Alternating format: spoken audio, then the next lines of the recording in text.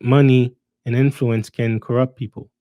If you listen to the Dan Lok in 2016 and 2017, and you will not believe what you hear in this interview. And he was not that man at that time.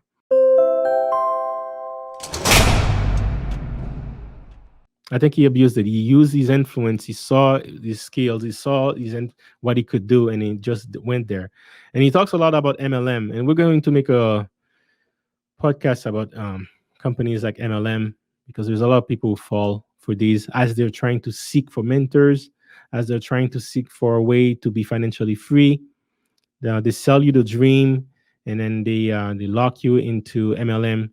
And also CoffeeZilla talks a lot about that. So shout out to CoffeeZilla and the Drip podcast for doing so. Me personally, I try to have a debate with him.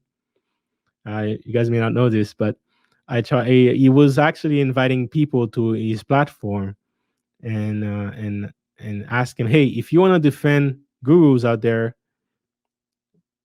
join his platform. And I wanted to. And the reason why I wanted to do that is because not all gurus are bad. There's a lot of bad ones online. There's a lot of people that are trying to prey on people's dream, on people's insecurities, on people's financial problems, and use that to make money. There's a lot of that online. So you got to be careful when you try to seek a mentor, try to seek coaches. You don't fall for that. You got to be careful. But it doesn't mean every mentor and every coach is bad.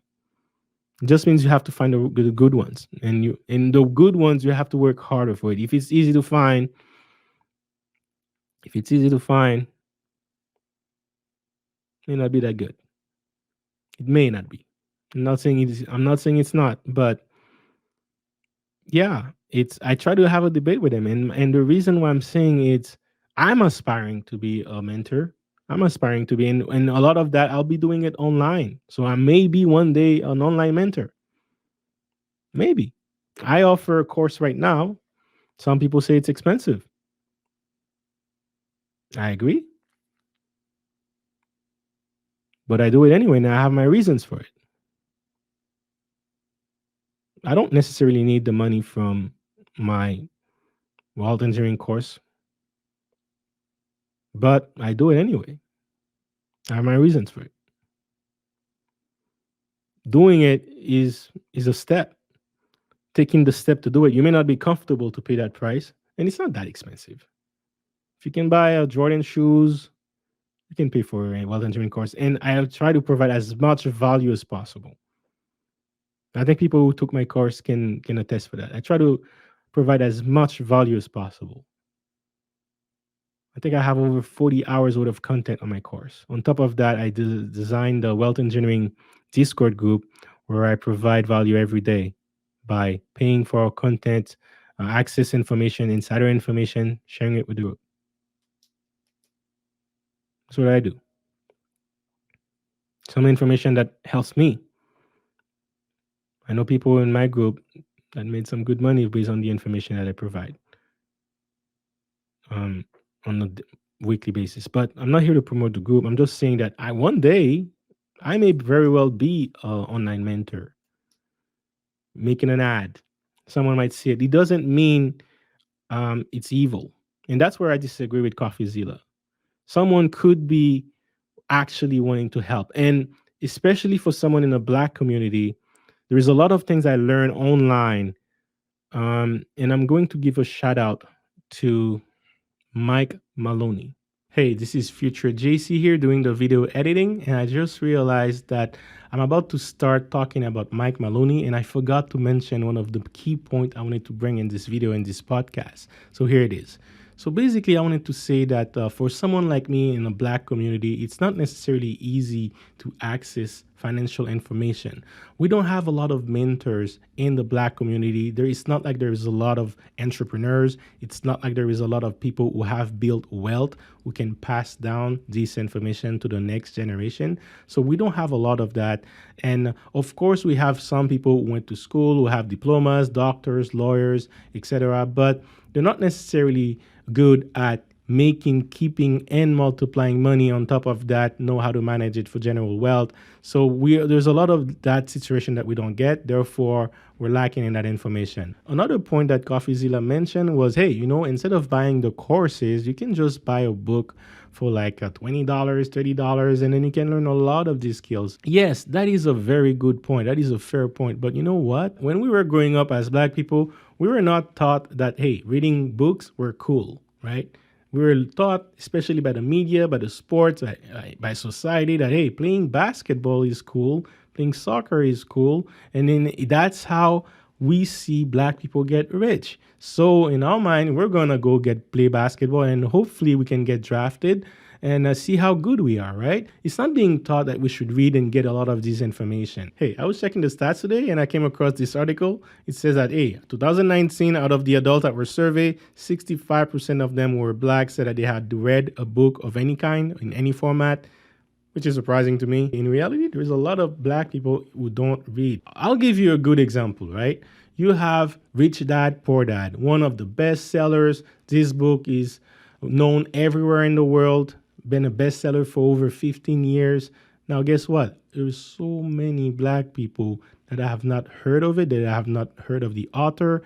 There is, again, this would be a book that can change their mindset, that can change their financial habit, that can make a significant in their life. Hence, not paying for a course and learning from the book, but they haven't even heard about it, right? I'm surprised this is 65% are actually reading, but guess what? If I'm seeing an ad and I see that, hey, that ad is telling me you can make $1 million by doing Amazon. You know what? No one ever told me that in my life before. So now I'm going to look into it. I'm going to see if it's possible. I may check the other ad and then eventually I'll buy a course. And to me, I learn through video anyway. So me, I'm actually ADD. Like I learn through video. I can't read. When I try to read, I can't focus on books. But I stay focused when I'm listening to audio or video. So me personally, I'm going to watch a video, and online mentors, that's what they do. So they facilitate my learning process, which makes it better for me, and I consume information better. So that's one of the reasons why I'm saying that, hey, not all mentors are bad. You can learn from it. Me personally, I learned from it. If I did not learn from this, I would not be where I'm at today. Of course, I paid for some course, and of course, I got burned. There were some courses that were not worth it. But overall, I've always learned something that I could apply in my life, in my financial journey, that made some difference. Even in the bad courses, I still learned something. That's all I wanted to say. Let's continue with regular scheduling. There are great mentors out there are great coaches out there, but be careful. And sometimes you may not have any choice. Sometimes you may have to try it and see for yourself. And if you do so, please share your experience with others. If it's a bad one, make sure that other people can't find it. And hopefully you can read a review from someone to avoid doing that. Just like CoffeeZilla did for me. That interview that he did where someone says they lost $25,000 helped me save $10,000 because I was about to pay 2,500 for the course. He raised the price. I didn't want to pay it. It was really out of my comfort zone, but I was considering it very much. And that video came out the same week. And at that moment, I said no, because it's not even about the price anymore. It was about the value, the mindset that I saw. And I was very against what I knew Dan Lok to be.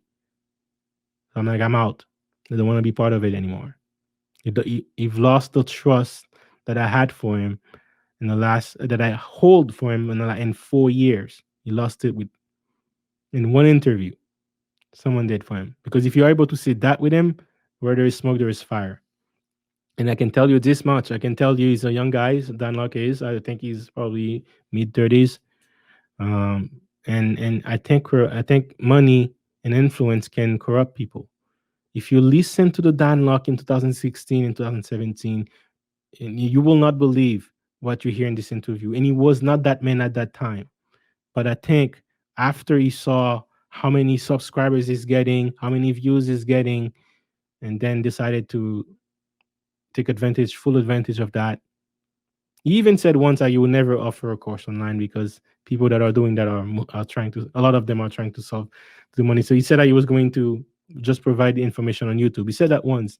There's coded videos of him saying that. And then 2 years later, he actually went and did very expensive courses that it's not really worth it. Another trick, if you do find a course that is expensive that you were wondering about it, find a way to get it for cheaper. Find a way to get it for cheaper. I learned that from Dan Lok. After that interview, I really wanted to see what was in the course anyway. I really wanted to see what was in the course anyway. I type on the comment that I'm looking to buy this course. Someone sent me a private email. They say, "Hey, I'm selling you this course for $300." I copied it. I bought it. Hey, if you're gonna sell a course for $10,000, I'm sorry, man. I bought it, but but and it was a great course. It was mostly a mindset course. However, there is something I learned about this course, which was another breakthrough in my career. The first $1 million that I negotiated in my career was 2 weeks after I listened to Dan Lok in his course, in his $10,000 course, which I paid $300 for, which I still have the videos. If you guys ever want to know, check out in my Discord, private Discord, not the public one. I'll share. If you guys want to know, I'll share it with you guys for free. But hey, I had a breakthrough. The first $1 million contract that I negotiated in my life, and I was very close of closing it, was after I listened 2 weeks after I listened to that course. And I would have never thought I was capable of doing that. I never had the confidence to even think, to even ask that. He helped me broke through all of that in his course. And I was confidently able to say $1 million to that customer and not flinch. And I was one of the, my boss couldn't believe it. My boss couldn't believe it. Anyway, all that to say, guys, there's so much you can learn online. There's so much you can learn from people in general, from mentors, um, people on LinkedIn. If you can't meet them, you can. The virtual world is the future. So, our can it's not just about financial information. Coaches and coaches and basically mentors, they can help you save a lot of time. And sometimes, if you have to learn it by yourself, it's very painful. If you enjoyed this little short segment from the podcast that we did, here where you can find the entire Wealth Engineering podcast. Click right here, and we'll see you on the next one.